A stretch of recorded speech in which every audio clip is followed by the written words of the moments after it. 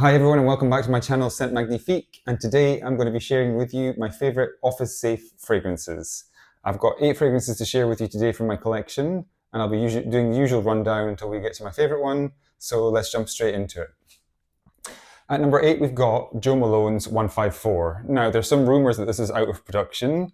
I think you still can find it in stores, but yeah, there's rumours that it's going out of production because it's being replaced by other fragrances aimed towards men in the line. However, I think this one is a great fragrance. I think it's great for work. Let's have a sniff. Yeah, so this one is a really interesting take on Vetiver. It's very sophisticated. It's very inoffensive, I find. It's a little bit old school, but I think the office safe fragrance is often, being a little bit old school is not a bad thing. Maybe a little bit more traditional. This one is maybe more of a winter autumn fragrance rather than a summer spring one. But yeah, I would feel very comfortable wearing this at work, and I think you might too. So that's Jo Malone 154 at number 8.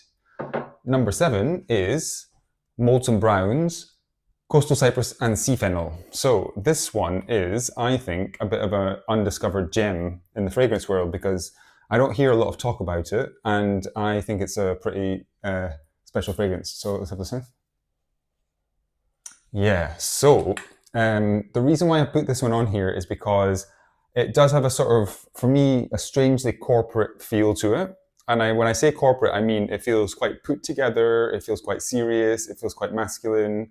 It has got this kind of seaside aspect to it, interestingly, but that isn't too prominent. It's something that you enjoy wearing yourself. It's got a slight, I think there's a sort of some leather in the base notes, which makes it feel a little bit more long lasting as well. And I have only ever actually worn this one to work because I don't actually feel like reaching for it in any other situation. So yeah, it definitely feels like a sort of safe fragrance to wear to the office. It's got good performance without being too in your face, and I think that's one of the keys to an office safe fragrance. So Molton Brown, Coastal Cyprus and Sea Fennel at number 7.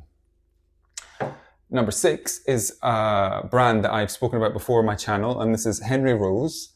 And this is the fragrance is Fog. Henry Rose is Michelle Pfeiffer's fragrance line. Unfortunately, it's only available in the States, so I've been very lucky to have family members who've gone to the States have picked me up a bottle when they've been there. And this one in particular, Fog, is a mix of vetiver with musk. So let's have a sniff. Yeah, I mean, this one is like a whisper of a fragrance. So it's very, very chic, very restrained. Vetiver and musk in and of themselves are not controversial notes. They're not likely to get anyone's back up, but it's still a pleasurable wear. It's very close to the skin, this one, so I tend to sort of overspray, hence why I'm almost out of this bottle. I'm a bit upset about that because it's so hard to get my hands on these Henry Rose fragrances. But yeah, in fact, I mean, I like fragrances to be a little bit heavier than this, otherwise it probably would be higher up the list, even for an office fragrance. But this one is pretty amazing. So Fog, Henry Rose at number 6. Number 5 is Jo Malone's Vetiver and Golden Vanilla. Now this one, again, I'm a bit reluctant to spray it because I like it so much and I've got very little left. Yeah, so this one again, maybe more of a winter, autumn fragrance. And I just think that vanilla is not a controversial note. Neither is vetiver. The combination of the two in this particular fragrance is divine. It's got a tea note in the top note, which again is a very subtle, very harmonious sort of note, which I don't think anyone's going to take offense to. The performance on this one is also quite good, except without being very loud. And when I spoke about this one on my Jo Malone video, I remember saying that I would find it very hard to imagine anyone being offended by this scent, hence why it's number 5 on the office safe fragrance list. So there we go, number 5. Number 4 is the only diptyque on the list, and that is Diptyque Tam Dao. Now, This is the Eau de Parfum. Let's have a sniff. Yeah, so this one is a sandalwood fragrance. It's sandalwood heavy. Sandalwood in and of itself I find not to be a very overpowering note. And this one in particular is a very pared back sandalwood, and it's not sweet at all. It's quite, it's almost got like a pencil shavings kind of vibe to it. And for that reason, it's just very subtle. It's a very linear fragrance. It's very simple, and therefore, you know, what I mean, for me, obviously, fragrances simple is often the way to go. So not too many notes, not too kind of over the top. So something that's quite restrained, something that's not going to kind of, if you're working in close proximity to people, that they're not going to be necessarily offended by it. I mean, obviously, fragrance is very subjective, which is why I think the kind of plainer, simpler fragrances are best for an office environment. So yeah, Tam Dao at number 4. Number 3 is a classic, and that is Guerlain Vetiver. Now, Guerlain Vetiver is, yeah, it's almost like, for me, it's almost like a default fragrance in that, I spoke about this one before. It's almost like it needs to have it's almost like it's missing a top note, but I like it for that reason. Actually, it's sort of not dissimilar from Tam Dao in that respect, and that Tam Dao almost feels like it's missing a top note. And when I say that, it means that they're very sort of faithful to the name in this case, which is vetiver. There doesn't feel like there's a whole lot going on, even though interestingly there are a lot of notes in this fragrance. But vetiver is definitely the star of the show. Vetiver is a note that doesn't project very much anyway, so you're never gonna. I don't think I've ever smelt anybody, an overpowering smell of vetiver from somebody. It just never really happens. If you've had that experience, I'd be interested to know about it in the comments. But yeah, Guerlain Vetiver is a classic. It's inoffensive. It's traditional. It's quite masculine, but women can also wear this, I think. People can wear whatever fragrance they want, obviously, but I'm saying that it's not kind of radical for a woman to wear it. It's not that kind of out there.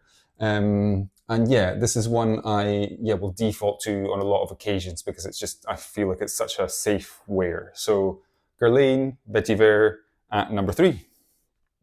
Number 2 is Dior Homme from 2020. Now this one,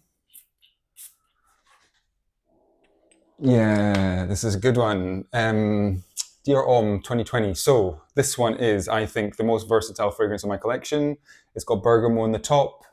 It's got cedarwood. It's got vetiver. It's got isoe super. But none of those notes in and of themselves are controversial. And like the others, it's a very simple fragrance. It's very linear. They're all quite clean ingredients, I find. The smell is very clean. It's masculine, it's traditional masculine, but without being something that you feel like you smelt before or that smells overly generic. It does have a little bit of personality to it, and the personality, I would say, is refinement, it's sophistication. And I've worn this one a lot to work in the past. This is the second bottle that I've owned of it. And I think it's pleasant for everyone to smell this. Again, it's not overpowering in terms of its performance. And this is a sort of slightly underrated fragrance, I think, within the fragrance world. So that's the 2020 version of Dior Homme Eau de Toilette. And then number 1, have you been able to guess it? It is Tom Ford's Grey Vetiver. Now, Tom Ford's Grey Vetiver is the gold standard for office fragrances. Yeah. Now, this one, I've worn it a lot to work. And the best comment I ever read about this one was that I would take anybody seriously who wears this fragrance. And it's because it's so sophisticated, it's so refined, it's got some grapefruit in the top note, but it's mostly vetiver. You know what I mean? It's a very kind of clean, fresh smelling vetiver. Why is it ahead of Guerlain's Vetiver? I think because it just feels a little bit more modern, a little bit more sophisticated, whereas Guerlain's Vetiver is a little bit more old school and it's a little bit earthier, the Vetiver, whereas this one is very clean. Therefore, I think just because, as I say, Vetiver for me is a note which doesn't tend to offend people, it doesn't over project. And in this case, it's kind of presented in a very fresh, sophisticated, I want to say kind of intelligent way. And I think this is why this one in particular comes up as the top fragrance for office safe wear. Because it's very very respectable fragrance. So that was my 8 office safe fragrances. I'd love to know your thoughts in the comments if there's anything that's missing. And yeah, look forward to seeing you next time. Thanks.